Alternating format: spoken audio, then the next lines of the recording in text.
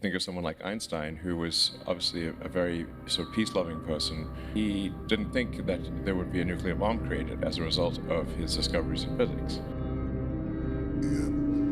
The blessing and the curse. A lot of my colleagues in AI were like, that's crazy science fiction, it's going to take decades. But you did it. I do think AI is not like every previous technology, right? That this is, usually we kind of are seeing automation of mechanical parts of creation, and here it's almost this creative aspect of creation. Almost everyone in AI, and I think I really can't think of anyone who's got bad motivations. You know, the very positive scenario of AI is actually in a lot of ways the description of heaven. In that basically sounds like heaven. You can have whatever you want, you don't need to work. It's a sort of a philosophical debate. Is the concept of heaven as it is normally described actually what you want in a future world where, in the AI sense, that AI can do everything better than you by far? Currently, circling the event horizon of the black hole that is digital superintelligence, the event horizon.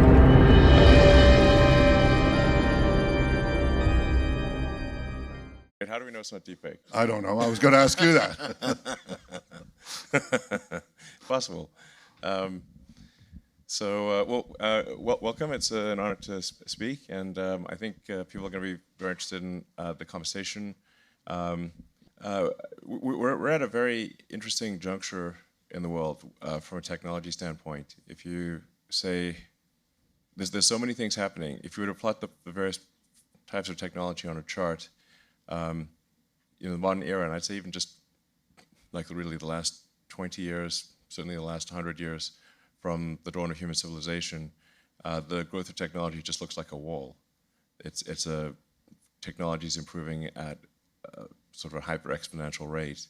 And we obviously want to make sure that the technology is something that benefits humanity and to the greatest extent possible. And we're going to go in depth into artificial intelligence, which is potentially the biggest civilizational threat. I say potentially, so I'm trying not to be sort of a scaremonger or something. But when you're talking about having something that is an intelligence far in excess of the smartest human on Earth, you have to say, at that point, who's in charge? Is it the computers or the humans? And there's some interesting ratios that I think are quite profound, like one of them being the ratio of digital to biological compute. So if you take also all the human brains and then all the computer circuits, and you say, what's that ratio? The ratio of digital to biological compute is increasing dramatically every year because the population of Earth is fairly static, but the output of silicon is dramatically increased. So basically at a certain point, the percentage of compute that will be biological is very small. Anyway, some of these technologies, and I'm a technologist, and I bear some responsibility for the creation of artificial intelligence, at least a little bit. And I think we just want to make sure that we're guiding things to a technological, a positive future, and reduce the probability of a negative one. Well, I call it the blessing and the curse. 3,500 years ago, when Moses steered the people, the children of Israel, to the promised land, and he was standing outside, and he said, you're going into the promised land, and you're going to find a choice between two things, a blessing and a curse. And he said, you better choose the blessing, which was the blessing of life, and not the curse of death. And I think in many ways we stand today at a juncture for all humanity, where we have to choose between a blessing and a curse. The blessings of AI are amazing, and we see them already in Israel. We see them around the world. You can see the addition of decades of life to the human lifespan. Precision medicine dedicated to every person's genetic composition. Robots, I know you know nothing about this. Robots who care for the elderly. I think you're making some of them here. You can have precision agriculture and autonomous factories that create abundance beyond our imagination. What you call the end of scarcity, which is a departure in human history. You can have all these blessings. You can have the end of traffic jams, you know, with subground, above ground, and in the air, AI-driven vehicles. All these things that are real promise, but at the same time, you've got the curse. And the curse could be manifold. It could be the disruption of democracy, the interference, the manipulation of minds, crime syndicates, AI-driven wars that go uncontrollable, and what you said just now, which is the stuff of science fiction. I mean, we used to read these things. We used to read Isaac Asimov, you know, that machines will control humans as opposed to the other way around. And I'll tell you, the worst thing about it is what you said earlier, which is that the pace of change is increasing so fast. I mean, it took us, you know, centuries at least to adapt to the agricultural revolution. It took us maybe a century to adapt to the industrial revolution. We may have just but a few years, and then we're running out as we speak, to adapt to the AI revolution. And I'm not sure that we are, certainly not in curbing the curses. And what do we do? What do we do internationally? What do we do globally to contain the threat? So if you were, well, you can't be president of the U.S. last time I checked, right? But assume you are. Not officially. Not officially. Okay, so you're the unofficial president. What do you suggest we do to curb the curses and increase the blessings? Well, that's what you know, part of this discussion is about. So I've actually met with a number of world leaders and to talk about AI risk, because I think for a lot of people, they don't, unless you're really immersed in the technology, you don't know just how significant the risk can be. And I think the reward is also very positive. So I don't want to be, you know, I'm not in it, I tend to view the future as a series of probabilities. There's a certain probability that something will go, you know, wrong. Some probability it'll go right. It's kind of a spectrum of things. And to the degree that there is free will versus determinism, then we want to try to exercise that free will to ensure a great future. So, you know, and the single biggest rebuttal that I've gotten among leaders in the West with regard to AI is that well, sure, the West might regulate AI, but what about China? Because to your point about which countries will have significant leadership in AI, China is certainly one of them, one of the very top, or, you know, potentially number one. You know, so if China basically does not regulate while others do, then will the other countries be at a disadvantage? That's the single most common rebuttal that I got. So I went to China, met with some of the senior leadership, and I talked about the risks of AI. And you know, one of the points I made is that if you create a digital superintelligence, that digital superintelligence, if it is sufficiently powerful and care is not taken, that digital superintelligence could be in charge of China instead of the CCP being in charge of China. I think that argument did resonate. Must have gotten some attention. Yeah, the CCP prefers to be in charge. Anyway, so I think they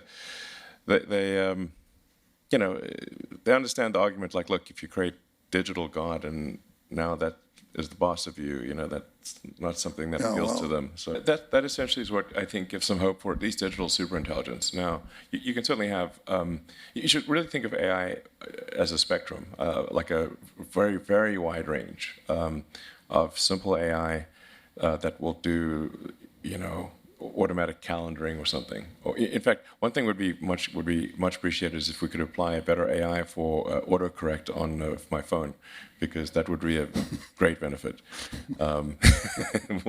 If AI is so great, why is autocorrect to suck? It's sort of like anyway. But there's varying degrees of AI that go from doing simple functions to levels of intelligence that I think are hard for us to comprehend as individuals. And at the very high level, the stuff that's least understandable requires massive amount of power, a large number of computers, and the right software and the right data and everything. So it's something you'd notice. It's not difficult to hide. Sort of similar to uranium, you can sort of detect the uranium radiation. I agree with you. It's actually very easy to build nukes. Yeah. Well, we're trying to make it harder on the bad guys. We're doing our best. So I'm Greg Brockman. I'm the president and co-founder of OpenAI. We started OpenAI out of my apartment in 2015, 2016. So it's been a really exciting time to just be able to help not just move this field forward, but try to help steer it in a positive direction. I think that's really foundational to how I think about AI. What got me excited about this field is the fact it's going to be so transformative, and I think it can benefit everyone in huge ways, but we also really need to mitigate the downsides. And so I think that's something that really resonated with me about the earlier conversation. I hope we'll talk about a lot in the upcoming minutes. And since Greg was too modest to say so, I'm going to add something to your introduction of yourself there, which is just a few years ago when Greg and his colleagues were saying, in a few years we believe we can actually build AI that can master human language and common knowledge. A lot of my colleagues in AI were like, that's crazy science fiction. It's going to take decades. But you did it.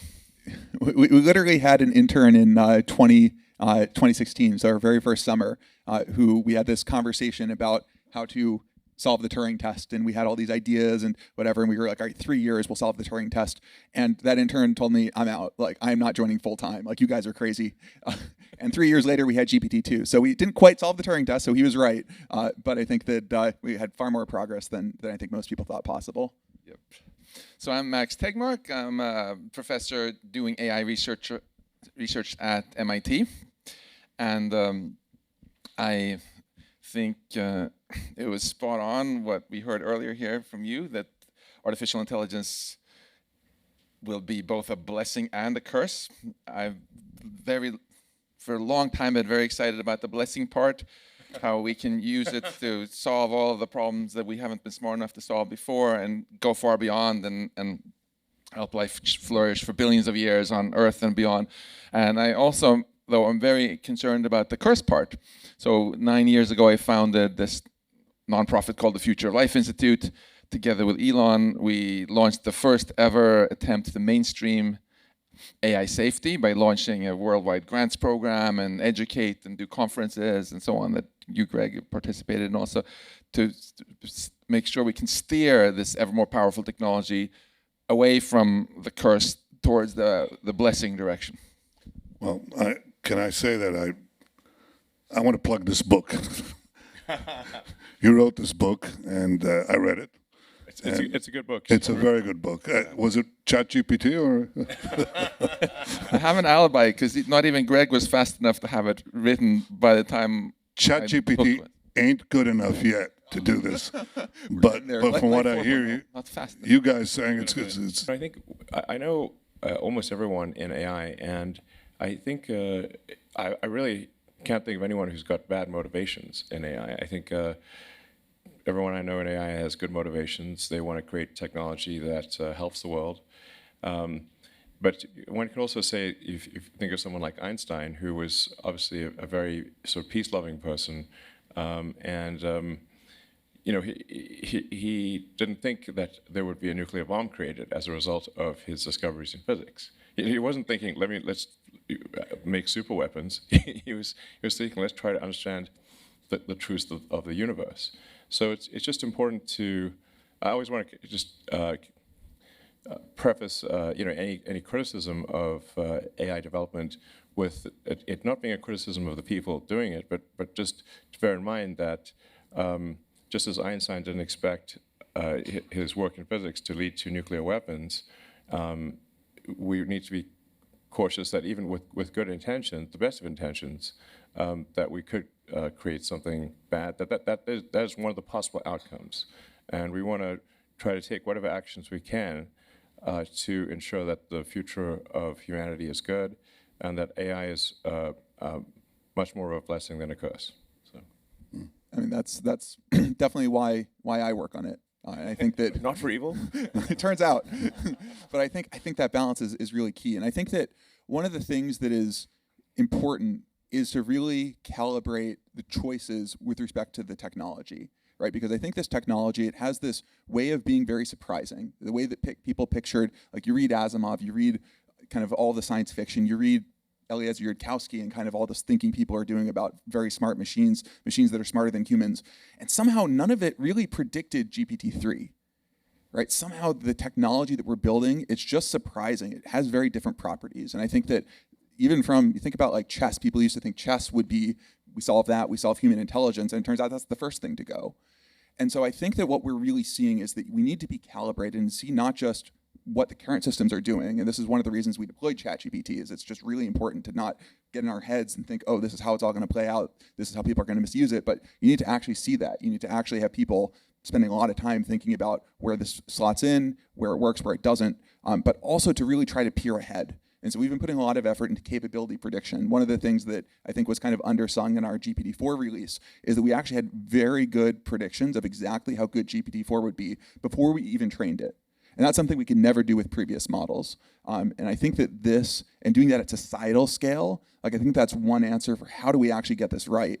Because if you can see around the corner, then you have an answer. And in AI, it's always been the opposite. We've always been taken by surprise. ChatGPT 4 or ChatGPT 8 comes into being. And you have Hollywood strikes already about screenwriters and directors and actors, okay? What do you think will happen to the job market?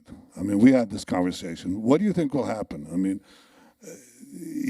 you can tell me, you can comfort me with all previous revolutions that there were more jobs, many more jobs created than lost.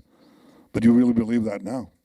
Yeah, I think it's far from obvious. I think it is a correct question. And I also think that it's important to kind of look at the whole picture of, for sure, there are jobs that are going to go away. What's going to be the balance of marginal job creation? And you can tell the story of, it's going to be very comforting. You look at every previous technology. I do think AI is not like every previous technology, right? That this is, usually we kind of are seeing automation of mechanical parts of creation. And here it's almost this creative aspect of creation. But I think that we want to even go one step further from where we've been, right? And not just say, okay, I could have been an artist and now an AI is a competing artist. But you want AI that can help us come up with ideas and solve problems that we just couldn't before. And so what does that world look like? And if you're a post-scarcity world where people don't have to work to survive, what set of people, because people identify themselves, your whole identity is around your work. You identify yourself by your job. Yes, exactly. And so what will happen then, and what does that look like? And so I don't come with an answer to this question of exactly what the balance will be like. I think there will be fundamental changes in how we even relate to work and to meaning that will happen and may result in a landscape that just looks very different. That the answer to that question, it's kind of like, if you were a hunter-gatherer and someone's like, what's going to happen to our hunter-gatherer job post-agricultural revolution? It's just a weird question, right? It's like the framework changes on you, and so that's not a cop-out, right? I think that it might be the case that actually many more jobs go away than get created, and there's a lot of chaos and turmoil. But I think we got to be ahead of it, and the more that we can predict it, the more that we can have concrete answers. And we have teams that try, right? But I think that we're just getting started, and we need help. Well, AI is producing, these this wall. And you have these trillion-dollar companies that are produced, overnight, okay? And they concentrate enormous wealth and power with smaller and smaller number of people, okay? And the question is, what do you do about that monopoly power? What do you do about competition? And if you are going to cannibalize a lot more jobs than you create, then we have to change the structure of our economic policies and our political policies to take care of the people who are not going to find jobs, or not going to contribute added value to the economy. We have to make sure that they have a living, a decent one, and they have all the services. We'll probably have the money to do that, but it requires a challenging model, certainly for a free market guy, free market disciple like me. And that's coming very fast. It's not going to come slowly and we have time to adjust. Yeah, I like how you challenge the question, what's going to happen? And I like to continue on that theme, because I think if we ask this very passive kind of question, what's going to happen to us? Let's just sit here and eat popcorn and wait for the future to happen. And then we're heading straight for the curse, I think.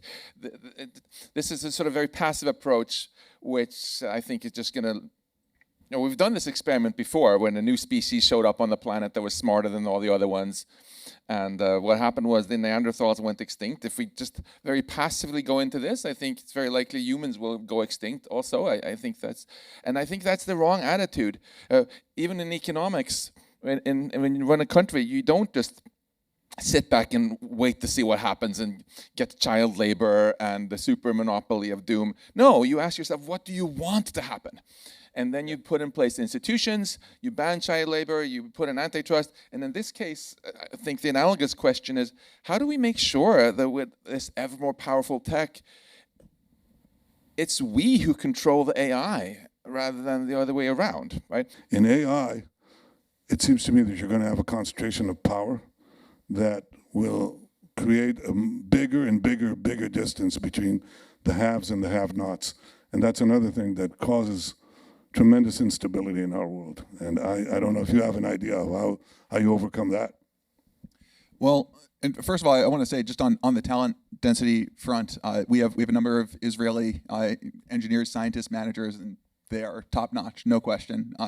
We have a manager who runs one of our core teams who is ex-special forces, and there is nothing that phases him. So I think there's something about the Israeli way that I think is actually very conducive to this field.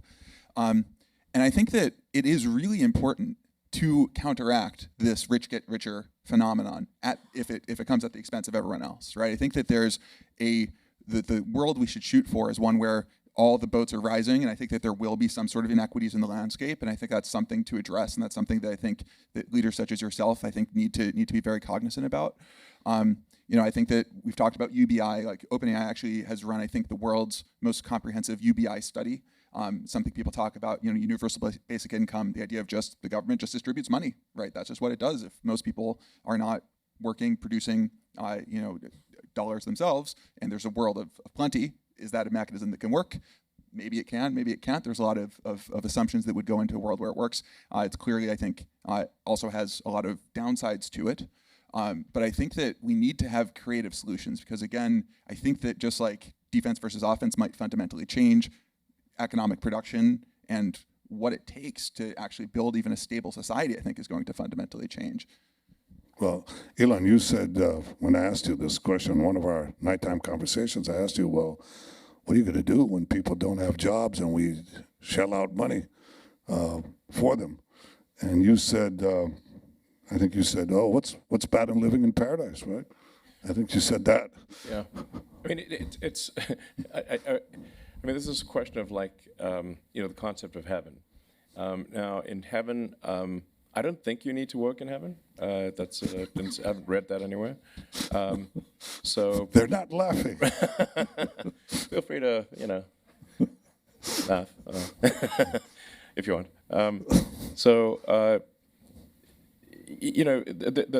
The very positive scenario of AI is actually in a lot of ways the description of heaven, in that really nobody would need to work. I wouldn't even call it universal basic income. I'd say it's probably universal high income. I'm describing the best case scenario here. So I'm not saying this is definitely what will occur. There's a range of scenarios from very negative to very positive. The very positive scenario basically sounds like heaven. You can have whatever you want. You don't need to work. You have no obligations. Any illness you have can be cured. When do we die? Well, that's a good question. I think it'll be a choice. Yeah, I think it probably ends up being somewhat of a choice. So, You want this world? well, I'm not saying I don't know. There's a sort of a philosophical debate. Is the concept of heaven as it is normally described actually what you want?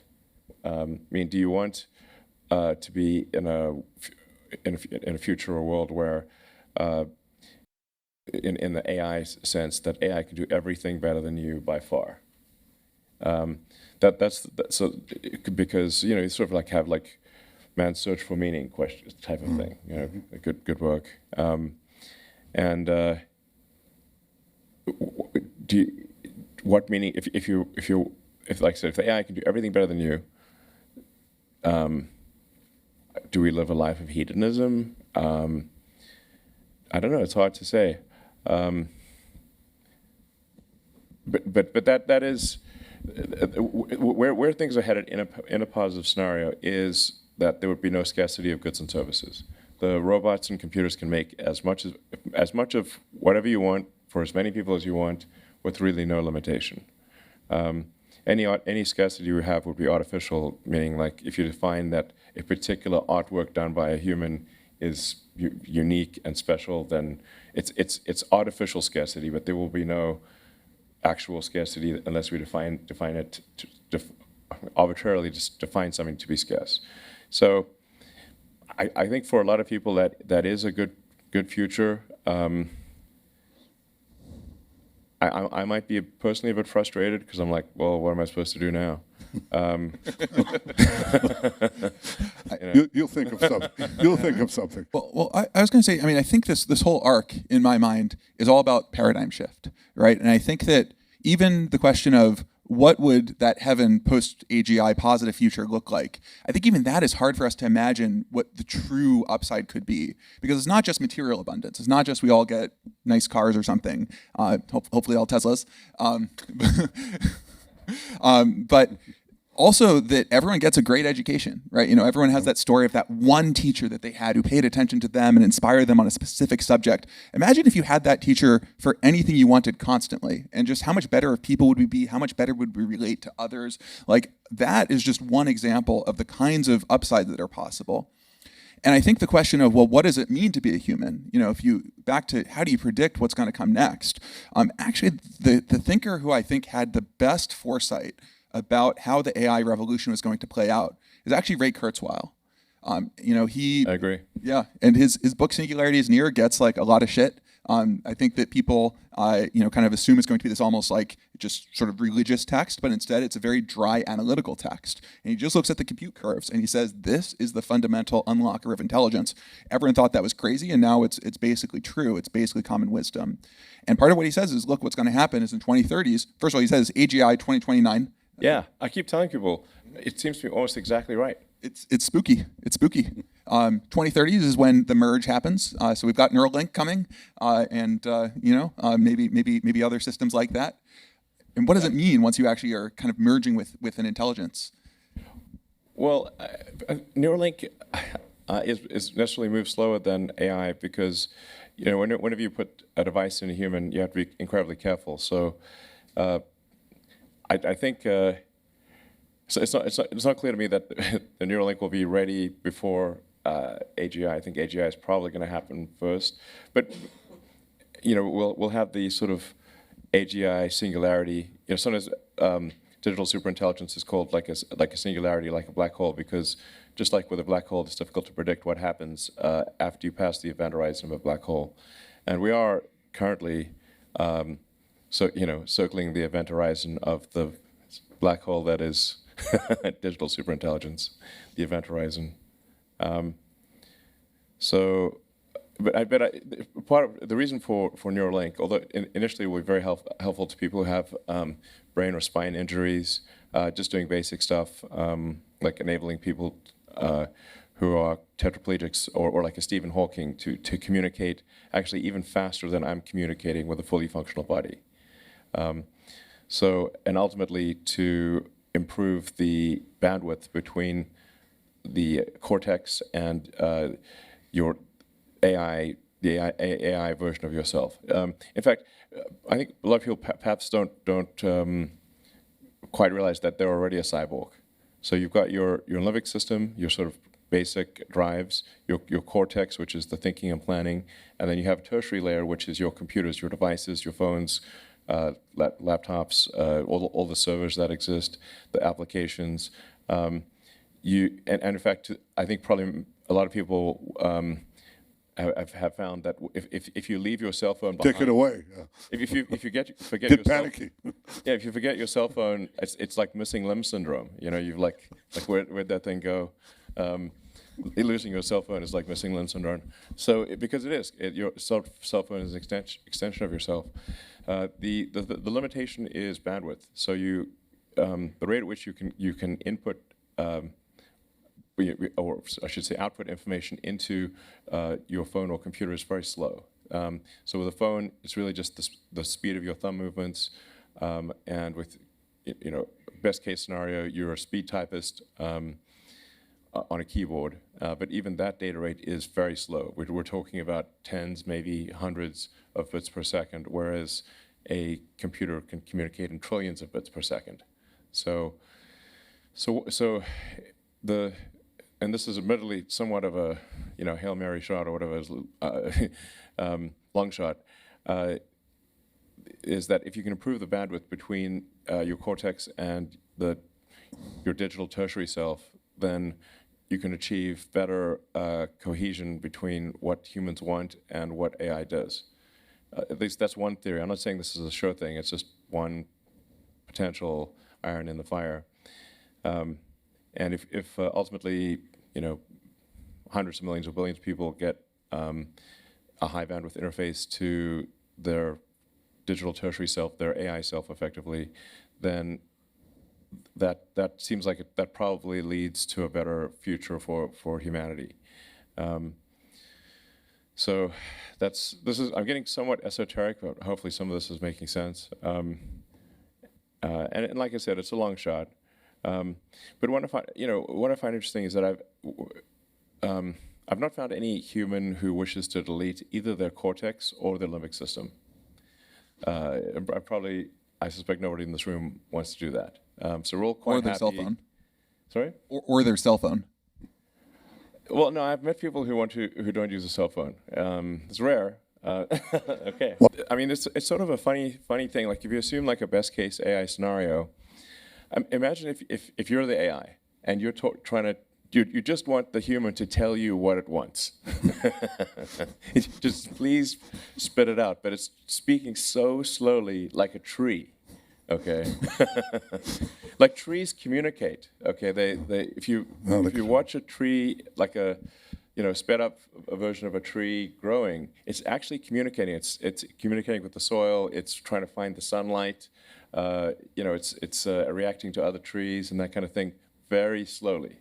But from a tree standpoint, it's not that slow. So what I'm saying is, we don't want to be a tree. That's the idea behind a high bandwidth neural interface is even when the AI desperately wants to do good things for us, that we can actually communicate several orders of magnitude faster than we currently can. So. I love that you mentioned the trees there, because if anyone is still struggling to understand why it's so likely that we could get wiped out by AI, to a super intelligent AI, we are like trees. They are as much faster than us in their thinking than we are to trees. So if some trees in the rainforest are a little bit worried that some humans are going to come chop them down, and they're like, oh, don't worry, we're so smart, we'll stop those humans. Yeah, good luck with that, right? You were in the Senate the other day. I presume you were talking about this. I mean, Yeah. you don't have to divulge what you can't divulge, but divulge what you can. Well, it were a lot of people in the meeting, so I don't think it was secret. It was just a discussion on AI regulation, and actually Sam Altman from OpenAI was there, and a number of sort of AI leaders were there. I think generally it would be a good idea to have some kind of AI regulatory agency. And you start off with a team that gathers insight to get maximum understanding. Then you have some proposed rulemaking, and then eventually you have regulations that are put in place. And this is something we have for everything that is a potential danger to the public. So if it is, the Food and Drugs, we've got Food and Drug Administration, we've got aircraft with the FAA and space and rockets. There's every anything that is a danger to the public over time. We have learned, often the hard way, after many people have died, to have a regulatory agency to protect public safety. Now, I'm not someone who thinks that regulation is some panacea where it's only good. Of course, there are some downsides to regulation in that things move a bit slower. On balance, I think the public would not want to get rid of most regulatory agencies. And you can think of it also as like the regulatory agency being like a referee. What sports game doesn't have a referee? You need someone to make sure that people are playing fairly, not breaking the rules, and that's why basically every sport has a referee of one kind or another. So that's the rationale for AI safety, and I've been pushing this all around the world. And when I was in China a few months ago, meeting with some of the senior leadership, my primary topic was AI safety and regulation, and they after we had a long discussion, agreed that there's merit to AI regulation, and immediately took action in this regard. So sometimes we'll get this comment of like, well, if the West does AI regulation, surely then what if China doesn't and then leaps ahead? And I think they're also taking it very seriously.